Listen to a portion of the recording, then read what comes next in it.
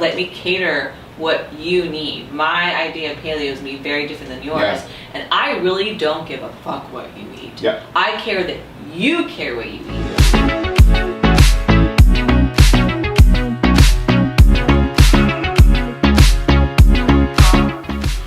Love food, because I love food, and wouldn't it be great if you could eat the food that you love? You can get into the best shape if you like, and you can feel great day in, day out to be the best version of yourself. And if so, then you are going to love this episode, because I love being able to record this for you. Because we sit down in this episode with Mary, that you could also know as the Paleo Chef. Hi, I'm Chris Dufay, and you're watching Breaking Success. This is the show, this is the movement that gives you the backstage pass to answer how you can build the body, the business, and the life that you love. And that's why in this episode, we're going to dive into how to match your food with who you are, how to set up your diet so that you're able to actually lower your inflammation, boost up your health markers, and at the same time get you being able to change into the shape that you would like. Because if you've maybe got an extra few pounds that you're wanting to lose, let's be able to actually eat the food that you enjoy so you're not feeling deprived, so you can lose it and you never have to find them again as well. Now, I'm really looking forward to hearing from you after this episode, because I'm going to be sitting down with Mary again very soon, and I want to be able to give you the answers to the questions that you have. Where I want to start with you, Mary, is... Are you recording right now? Yeah, we're recording. We're jamming. This is how we roll. Cool. What got you into food, firstly? Was there a moment that kind of like it struck that you kind of think back to, and it's always like, oh, this is what got me into it? Or was it something that progressively grew over time? Do you mean food from like a culinary loving a cook sense, or from a health perspective? First, culinary and loving. Growing up Egyptian, you are always in the kitchen, so you start with like picking parsley as your first job, and then you get to graduate up into using a knife and then making pastas and breads. So it was just a regular part of my day-to-day. And the creativity aspect came from like being a fat kid at heart, essentially. I would come home from school and melt down a Snickers bar, and then make a peanut butter and jelly sandwich and grill that and dip it in the Snickers. I really enjoyed eating this double fudge chocolate cake with bites of pepperoncinis while watching Matlock. So I've always been obsessed with textures of food, but it's only in hindsight do I think like, oh, those were little breadcrumbs, if you will, of me realizing that I was really into food, because it was, again, just always just a regular part of my day. As you know, I didn't go to culinary school, and I've only been a chef for a few years. Okay, I love this because I was a really overweight kid when I grew up. Totally loved food, was surrounded by it, wanted to be a chef. Like when everyone was like, what do you want to be as a kid? I was like, I want to be a chef. My first like proper job when I left school, or actually I was still doing at school, was being like a proper pizza chef, doing like properly making dough, rolling it out, doing the whole thing. I appreciate that. Everything, and like really also like starting from like kitchen hand and like working way up and kind of doing that. Obviously my journey then took me off into the fitness world, but it's funny how everything is really coming around now, and being able to see, and what I just love with what you're doing is great food. And like on Sunday, when we were talking about Sunday, like, we were talking about so much food, and and I love it. And the way you have pieced together food with so many different angles is what I really love about it and appreciate with what you're doing. I'd love for you to be able to share with everyone, when it comes to food and your clients, especially with how you work now, what's your inner dialogue when it comes to how do I best feed and nourish this person and give them what's needed to then continue to do this as well? So the answer depends, which I think is what you're looking for. And I like to look at test results, nutrition results, hormone results, lifestyle needs, and then taste. So start with I would say most of my clients are doing it for the love of food and still want it to be very healthy, the paleo slant, obviously. Prepping for a sports season or prepping for a role on a show or a movie. So we've got kind of an idea of what we need to do aesthetically, but then I like to take it a step further and get a full pituitary panel. Because if I know that I'm supporting your hormones, then what we're trying to achieve aesthetically will be much easier with less sacrifice of what we're going to put on the plate. And then the other components is making sure the style fits them. So I have almost everything I cook has a Mediterranean influence because that's my background, but I don't always cook strictly visually just Mediterranean food. So I like to spend really a lot of time with them, find out what kind of music they like to listen to. Yeah, let's go into like what kind of art they have in their house, things like that. I can get a sense of what their palate will be. And I think what we talked about on Sunday was sometimes, I have clients that just listen to heavy metal and that's it. And those are usually the ones who don't deviate very much from meat and potatoes. And that's fine. I'll start making foods that have certain ingredients that will support them and still be a simple food. But I'll then start to introduce very slowly other elements into it, and then start to also at the same time start cooking with that music, matching those elements on. And I'll see an evolution, not just with their palate, but with the way they approach life and their body language, and they become more open. could you share an example? You don't have to name names or Sure. anything like that, but maybe an example so like I can just like really sink my teeth into this. So I had. Oh no, even better. Screw that. Sure. Maybe we can come back to that. Sure. What would you do with me? Well, with you? Yeah. From what you I feel know like so you're pretty. much. I feel like you're pretty adventurous and open. Like I think I put anything in front of you and you'd have a good time. Food, yeah. Okay, That was easy. You're really good.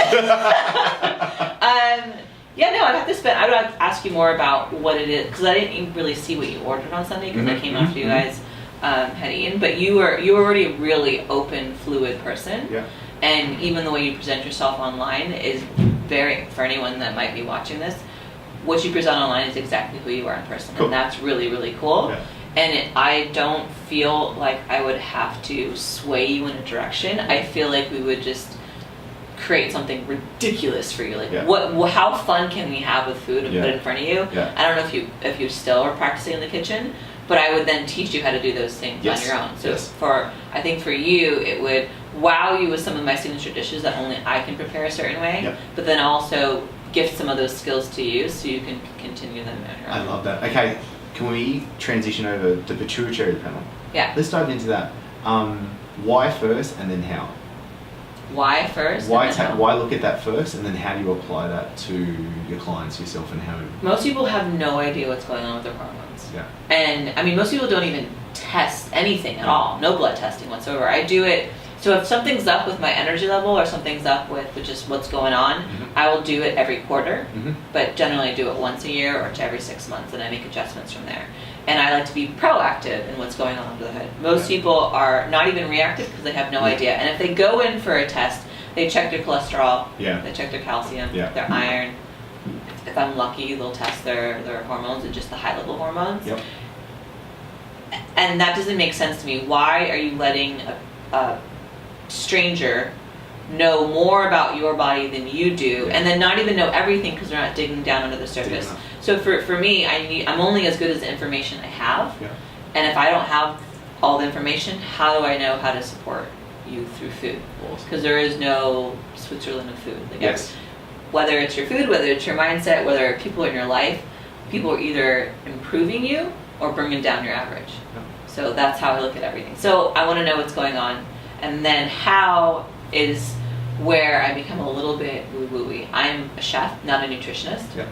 I have basic understanding of how bodies respond to certain foods, but I don't always have the science behind it. So Fat Fudge, for example, something that I put together intuitively, and then I find out that it's being used for treatments of certain ailments. And my friends who are nutritionists and doctors are like, do you understand the exact combination of what you did? No, not really. I was just following something, or I have some clients that again have very serious medical conditions, and I will look at my base bone broth that I make. That's got a lot. I call it Wild Things bone broth. It's got a lot of weird stuff in there. Weird by standards of someone who has only ever seen a chicken patty.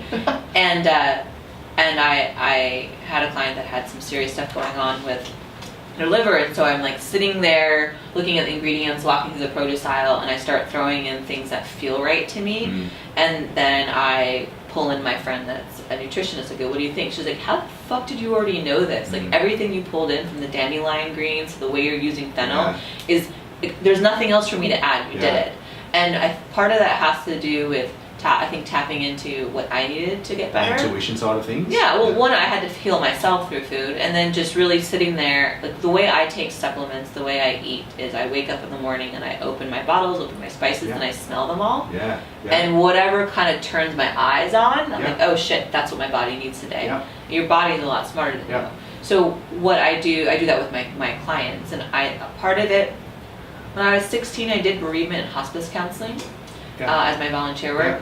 And my advisor at the time, she was concerned, and so it caused concern for me, and in hindsight I just think it was something that I was good at. She goes, I watch you with our patients, and I watch you go exactly to where they are. You master body language. She's like, I don't even think you realize you're doing that. And then I see you meet them where they are, but then walk them back at their pace to a place where they feel better. But I also feel you feeling their pain, and I'm worried about you. Like, how do you let that go? And at the time, I didn't think that I thought I was holding on to their pain. But now I realize it's just something that I do, and it's not actually something, a burden that I carry when obviously I still feel, but I do know how to separate it. And so I think what I'm able to do now with food, and I don't know how to like say I master body language, but I'm doing something like that. I'm going where they are, and then from there picking out what they should be eating just on intuition. Obviously I have enough knowledge of food and nutrition and how it supports your mitochondria and all those wonderful buzzwords to be dangerous, but not definitively.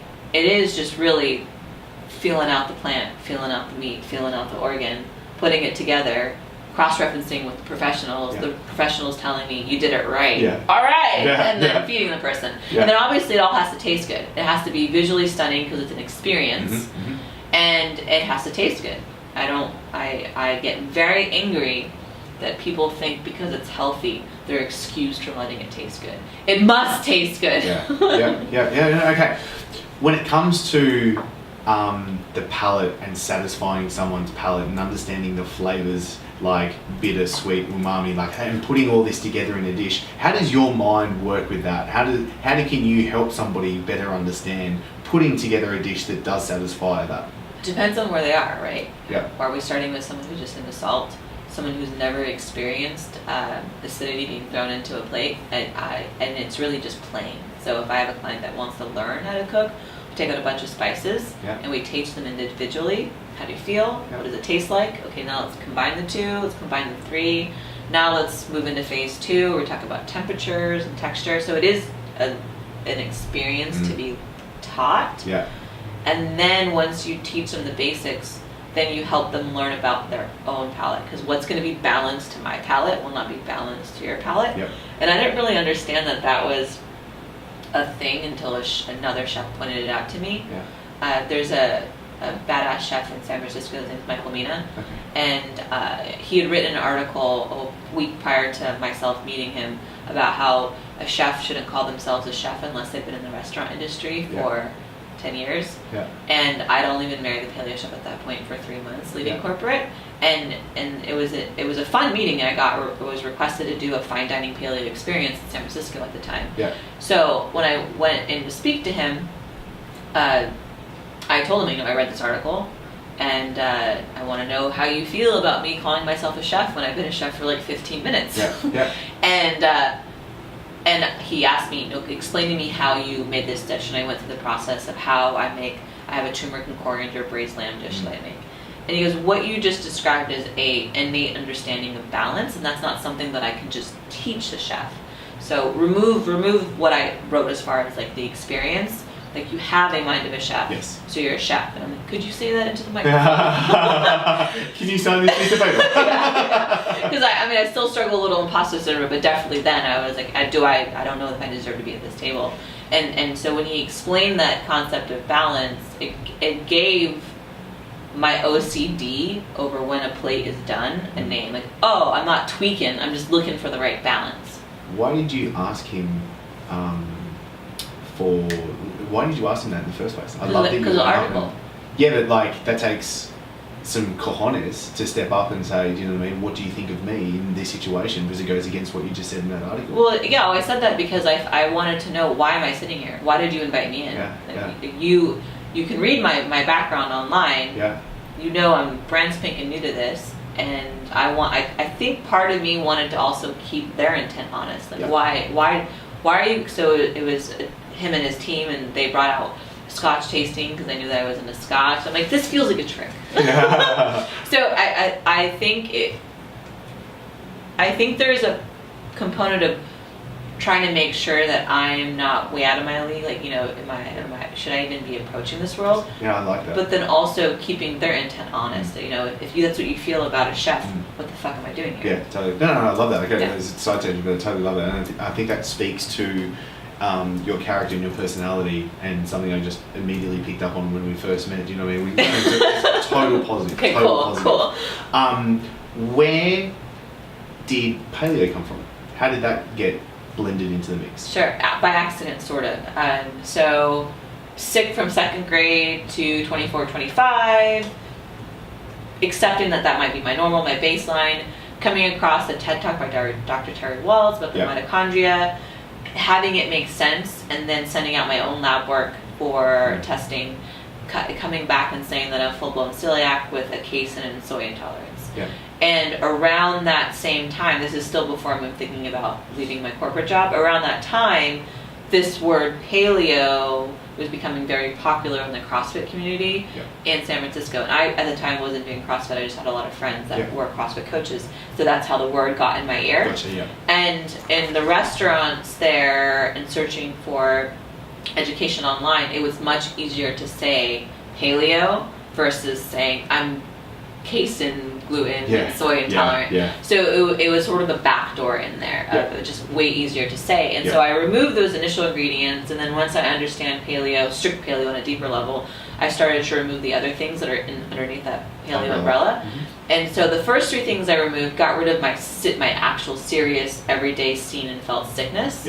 And I felt fine, but I wanted to push the limits of feeling even better, which is why I started to dabble with the other components. And then now I will reintroduce like a thing or two that I know has nothing to do with my autoimmunity. Just like every once in a while I'll have rice, and sometimes I'll feel great, sometimes I won't. I drink Scotch. Alcohol is not paleo. But it's for my mind. Well, it's a really good point, because like paleo has become a little bit of a grey term. Do you know what I mean? Sure. Legumes paleo. Do you know what I mean? Some people say yes, some people say no. They're not, but who cares? Yeah, totally. So I say paleo. What works for your I like body? that. I said like paleo-ish, because I do you know what I mean, eat things that are not paleo, but paleo. Paleo, like, not paleo, not paleo. Paleo. Ooh, I like that. Trademark. Hashtag and trademark. Mary's got that, so don't even worry about taking that one. But it's serious, because I think that hence why I like to go based off of the pituitary panel. Let me cater what you need. My idea of paleo is going to be very different than yours, and I really don't give a fuck what you eat. I care that you care what you eat, and you treat your body not just with food, because it's much cheaper than food, but all encompassing. Treat yourself like you give a damn. I love that, and we were talking about this with Jay actually just before, and the way I've been looking at this, and especially me being a father, and I think especially for 2 girls now, like turning into women, I don't want to be them to ever feel weird around food. I want them to embrace food and to eat what they want, and to know that it can nourish them, and not have a good food, bad food mentality and all that weird stuff that so much of society. Are you teaching them how to cook? Yeah, totally. They love it. Super empowering. Absolutely love it. But also, like, one thing that I forgot who I took it from. So whoever I did learn this from, please take the compliment. But being able to put the food in front of them, and this is what I love about kids, and like what I learned so much from them is put the food in front of them, let them choose what it is that they want and eat. Because, like, sometimes they'll eat a lot of this, not a lot of that, or not a lot of something, and then they'll go, oh, cool, and then kind of like wander off and they're done.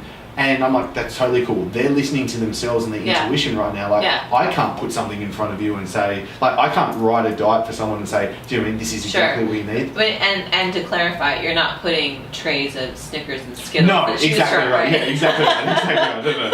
Totally against that. Putting Twinkies over here and broccoli over here. Go ahead and pick, kids. Totally okay if you pick the Twinkies.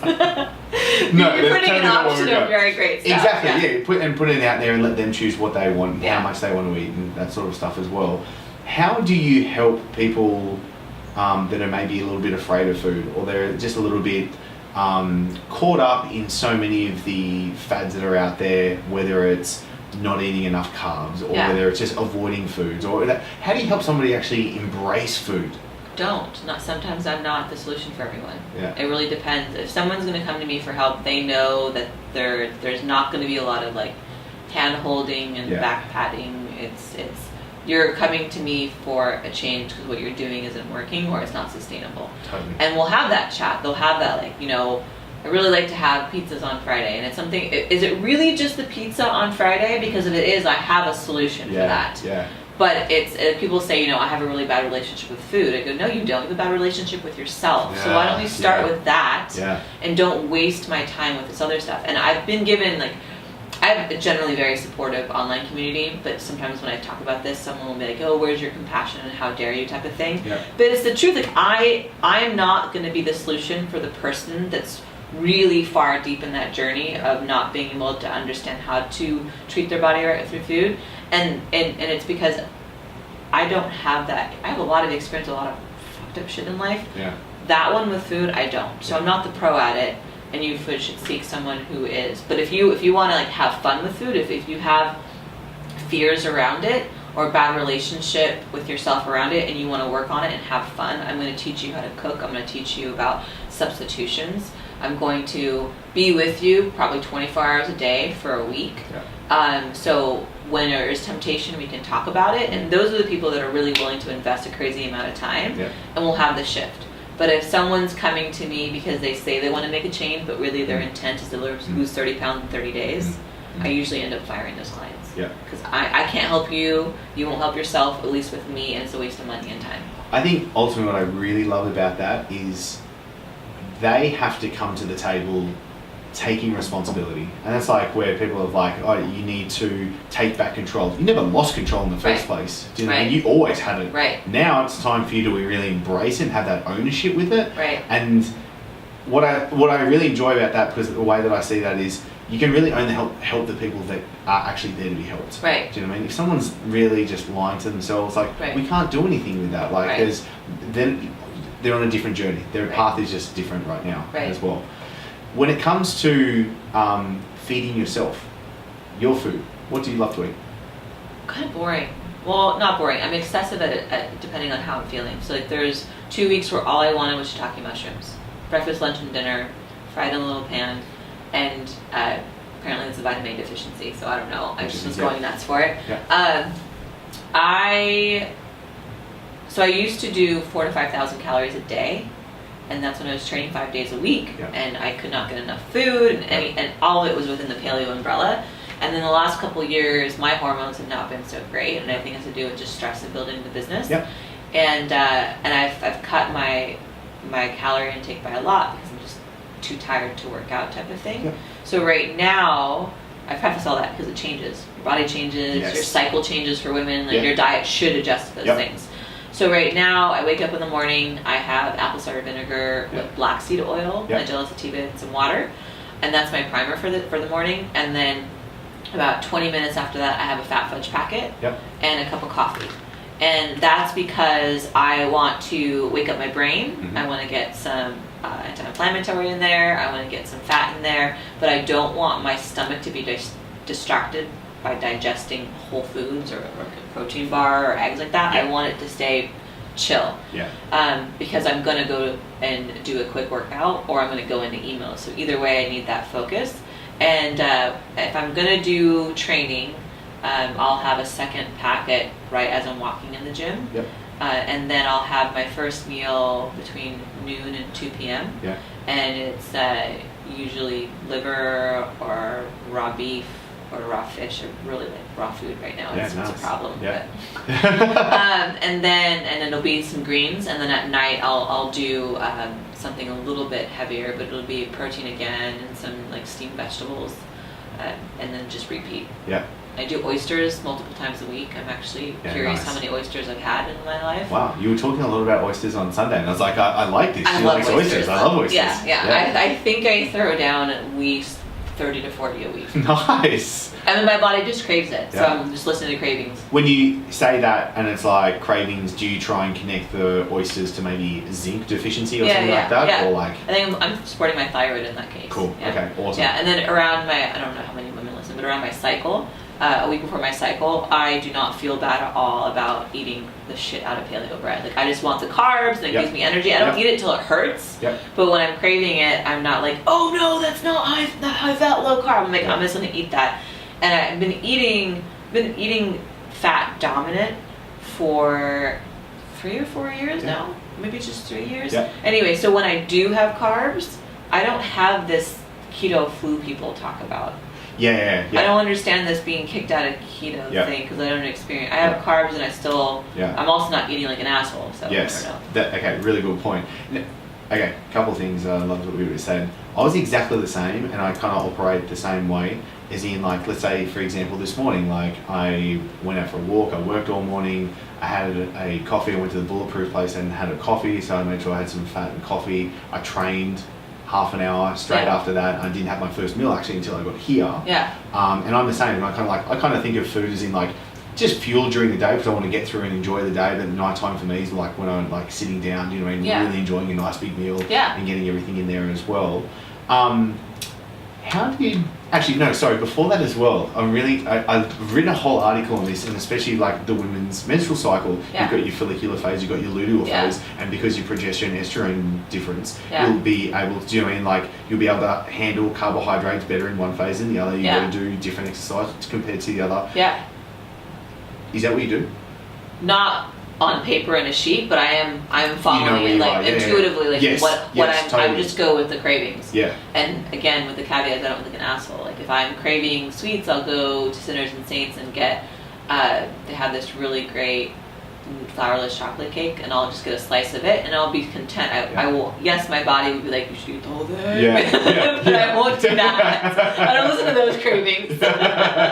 Keep going. Don't do it. Keep going. Because historically, when I have gone all in those ways, it doesn't feel good. So I'm totally satisfied with that. But I am following whatever my cycle goes, and I do high fat, low carb. I've dabbled with strict keto. My body doesn't like it. A lot of women will see what I do online and want to copy it, but I always have to say, like, I'm a testosterone dominant girl, and so high fat, low carb works great for me. It does not work great for most women. And I need them to chill out when they try to do what I'm doing specifically. And then if you're training at all and you're an athlete and you care about your adrenals, do not do keto. Throw some, for the love of God, throw carbs in there. Like, be thankful that I'm telling you to eat carbs. No, totally. And I think especially with so much of the crowd is women, I see it as in women just can't tolerate the extremes that men can. Do you know what I mean? We can maybe pound a lot more of an extreme and we can handle that stress. I feel like we can handle extreme. Oh no, sorry, okay, you can handle extremes. No, I take that back. Have you had a child? Watching Lauren go through two natural childbirths, I was like, shit, I'm out. I got nothing on this. Yeah, I just want to make sure you're being clear on your podcast before someone clips the whole women can't handle extreme part and they name you. I'm going to keep that in there.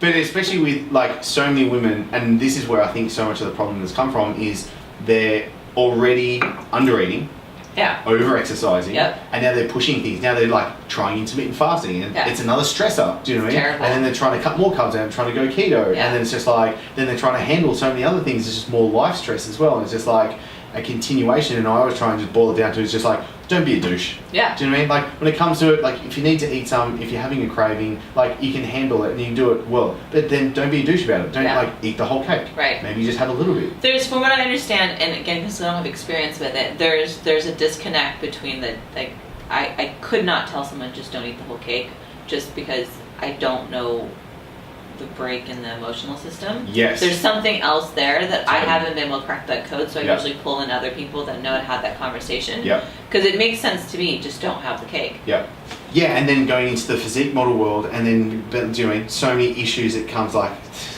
so what is it? So it's a when you'd have something indulgent and you would take a little bit of it and you would be battling the more. Like, so can I have some more? So when it does more, is that all you hear, or are you hearing the other side saying, like, is there a guilt thing happening in there too, and you have that battle? I definitely think there's a definite battle going on because you can feel it. And what I've found interesting is, let's say we're at a dinner, like we're all out for dinner, and maybe the dessert gets brought out, or there's bread and stuff like that. You know, someone's trying to not go for it. it's really interesting watching them have that battle, because they're constantly saying like, no, no, no, no, and their willpower's a really bad thing to rely on, because it's just like a battery. And that's why I kind of use the analogy, like people will put their hand in the cookie jar at night time, because what's happened, they've started their day, they've made decisions all throughout the day, maybe they've worked out, do you know what I mean, maybe they haven't fed themselves properly, maybe they didn't sleep so well, so by the end of the day the willpower's being broken down so much, so it's really easy for them to then break and go for it. So where you want to do, obviously just set your environment up, number one, not to have that. But I've been in so many dinner situations where you see someone fight, and then they just give up on it. And the thing that I really hate about that is, well, if you're going to have it, enjoy it. Because the problem is, once someone starts eating something, the guilt kicks in. Yeah.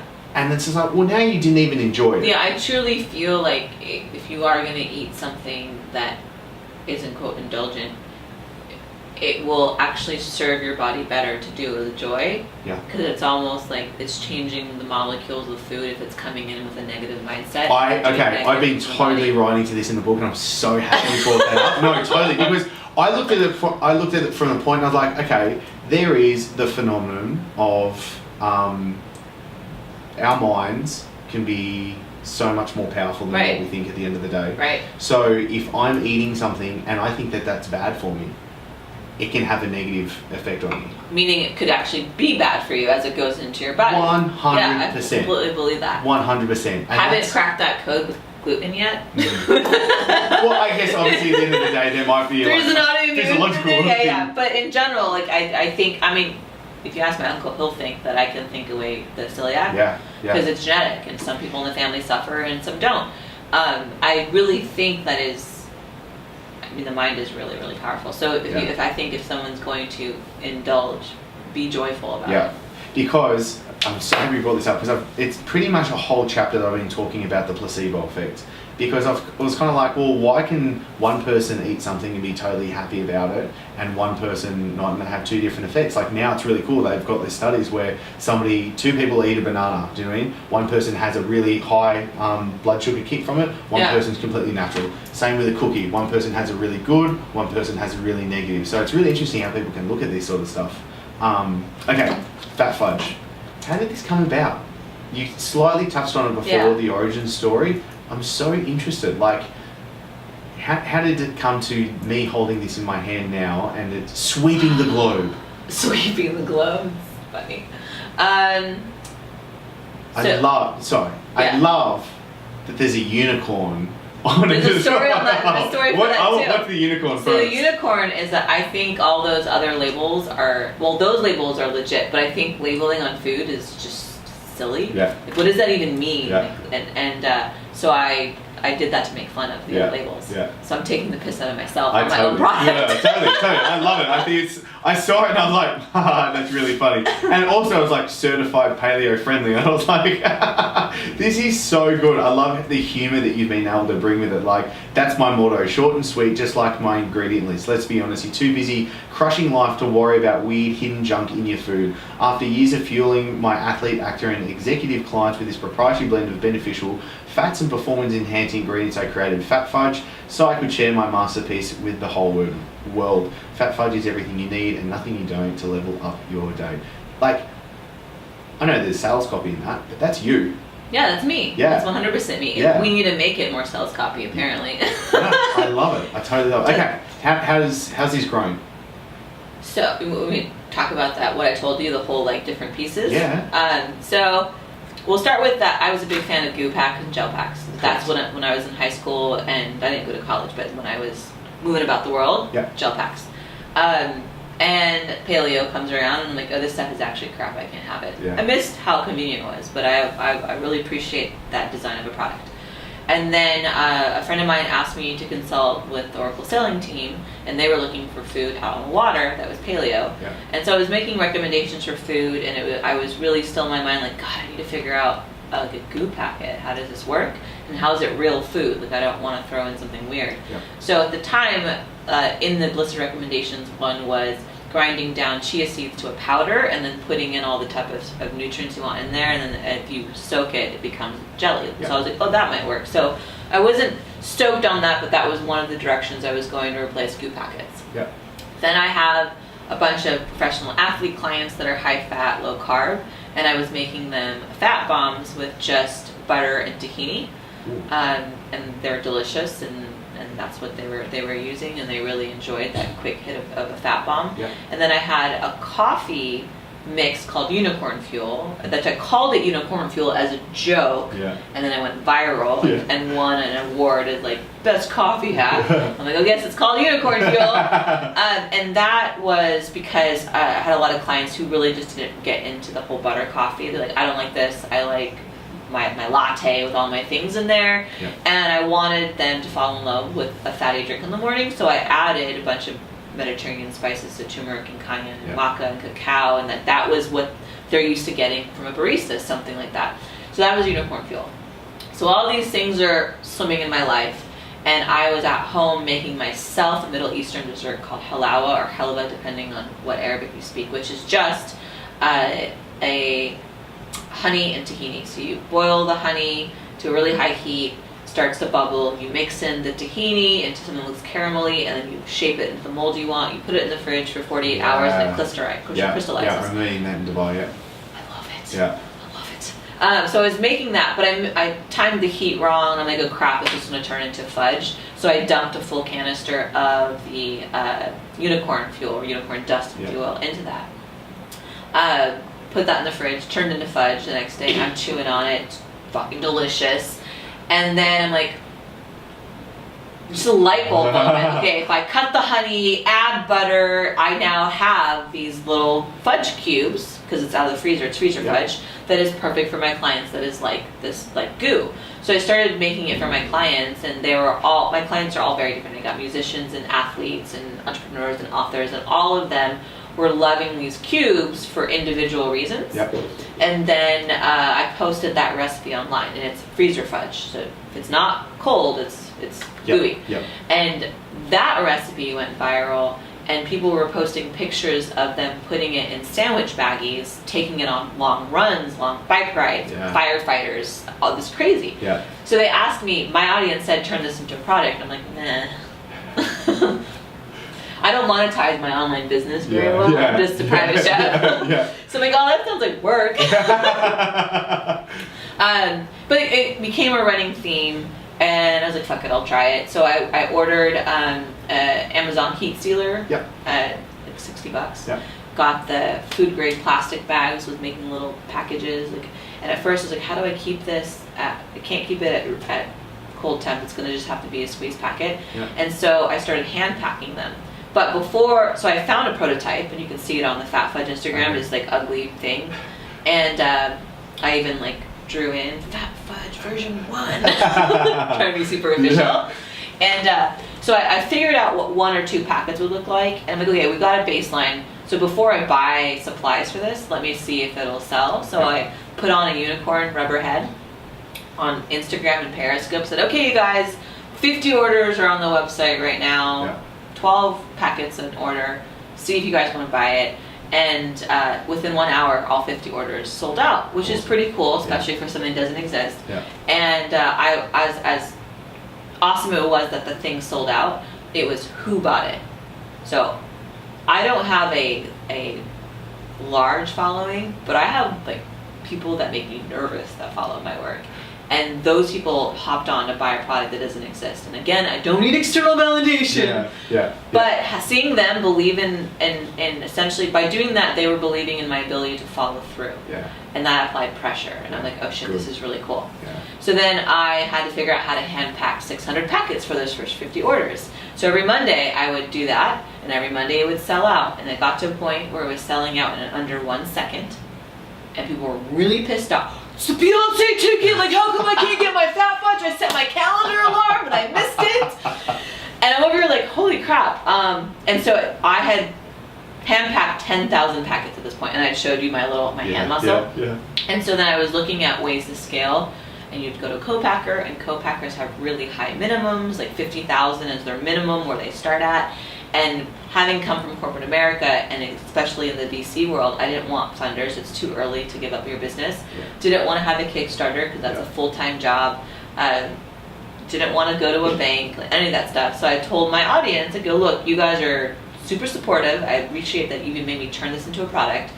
to go to a co-packer as a high minimum. I don't want to do a Kickstarter because essentially I could take your money and peace out if I wanted to. Yeah. So I would rather do pre-orders. That way I either have to give you a refund or I give you a product. Yep. And as long as you understand it might take me anywhere from 3 months to 6 months to figure out what goes into building this. Yep. Will you order? I only need $20,000 worth of orders to come in, and in 30 days, $90,000. Oh my God, that's for amazing. a product that does not exist. Oh my God. And this packaging didn't exist at that time. That was still just the plastic ones they saw me. Yeah. So they were buying into this. Wow. And so that allowed me to kickstart the business with the pre-orders for the sales. That's amazing. Yeah. I love that. Yeah. And how long have we been in this version? A year and a half? Wow. 2 years maybe? That's awesome. No, 2 years is when I started it, so a year and a half, yeah. Oh my God. That's so cool. Yeah, super cool. Where do you want to take it? I don't know. Is it just totally organic, step by step? Yeah. Let's just see how it goes. Still no Feel funder, it. yeah, no investors. Awesome. Any retail space you see, they approached me. I've done no outreach. Yeah. I have 2 new versions coming. I battle with this a lot because if I wanted to take funding, I could take it really far, really fast, but then it changes the ethos. It changes my lifestyle. And I don't know if I'm being pussy about it or if it's really I don't want to do those things. I haven't dealt with that on the inside, but I am very content with the pace it's at right now. Yeah. But then I also know that like initially I was like, oh, it'd be really cool to say that by making money and not raising money, I was able to do $100 million business because Power Bar is $100 million. And then I found out that 5 Hour Energy is a $4 billion market, and the athlete is like, what? It's on! and I do feel like I could take this really, really far, but at what pace and at what sacrifice? Mm-hmm. I know that I definitely, as much as I'm happy where it is now, it's not making the impact that it can be. So like the next version, there's 2 versions that are coming out, but one of the versions is it's being used right now with a lot of people that are going through some serious medical conditions for treatment. I think that's really powerful. And if I just make a few changes to it, it becomes perfect for treatment. So I'm far more motivated by this idea of having my second version be so perfect for something that anyone that's going through these serious treatments, what if they're on this planet to like change the world? And they're suffering right now. And if I can provide something that allows them to come back and like change the world, that to me is really powerful. I love that tree effect that you're thinking of. Because I feel like I get too much. I'm just someone that's existing on the planet. I don't get a lot of credit for things that I'm like, I don't really think I deserve that credit. So I don't think I'm here to change the world, but I do think I'm here to make impacts on people that can and will change the world. So I'm not moving mountains. I'm growing mustard seeds, and those mustard seeds are then moving mountains in places I never could touch. Yeah, I love that. Okay, so where does somebody go to be able to get their hands on this? Phat Fudge, fatfudge.com. It does ship internationally. Perfect. I'm actively looking for distributors in the UK and in Australia just to help with the cost of shipping. And stores. So Whole Foods, the Rocky Mountain region, specialty shops. A lot of gyms are now carrying it. So as people reach out, I've got someone really good in mind for you. A distributor? That could be a really good option, but we'll do that later. Great. This is amazing. I love this. What do you want the audience, the listener, the watcher right now to walk away from? With? What do you want them to walk away with? A sense of mortality. That's something I've been thinking about so much recently. Balanced with a sense of like we're all going to die, and everyone that you care about is going to die. And I don't mean to say that because I want to rush you. I want you to savor what you have right now. Truly savor it, because when all is gone, what matters is what you had, not what you were chasing.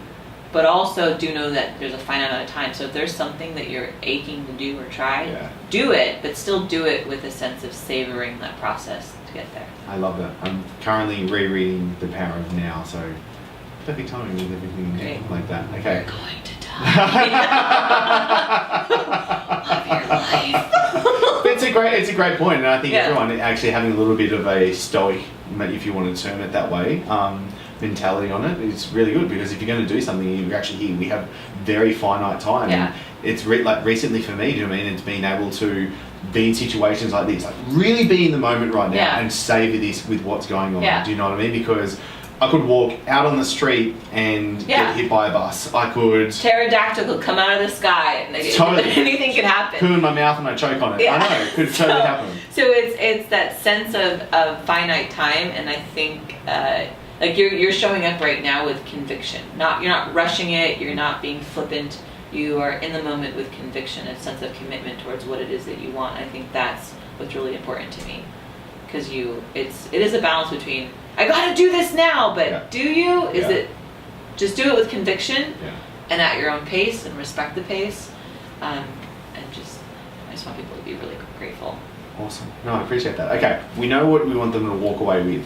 What would you like the audience to do for you? Everything I just said. Okay. Put those into practice. Buy Fat Fudge. Buy Fat Fudge.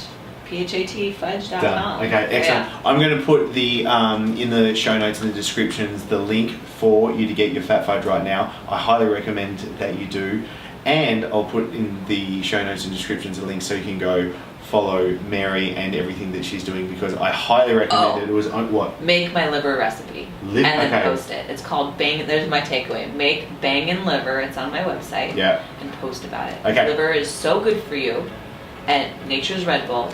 And so affordable. Will you give me wings? You already have wings. Oh. That's where Red Bull fucked up. Nice. Yeah. Zane. Okay. I'll get the link of the liver recipe and I'll put that down below for you as well. Yeah. Okay. You've got a lot to do. We've got some homework for you to do. Thank you so much, Mary. Thank you for having me. And now this is where I want to make sure that you get the most out of being here, and I want to hear from you. So if you've enjoyed this episode, click like and make sure I can send you the new episodes each and every week. Be sure to subscribe and hit that notification bell. Also, I really want to make sure that I'm giving you exactly what you need. So comment below. I want to know what you're going to take away from this episode. And the best conversations after every episode always happen in the Breaking Success Tribe. I'll pop a link below for you to join the free group so you get access to the guides, the live streams. I'm in there answering your questions personally each and every day. Plus you get all the episodes as well. So thank you so much for being here and joining us. I'm really looking forward to seeing you in the next episode.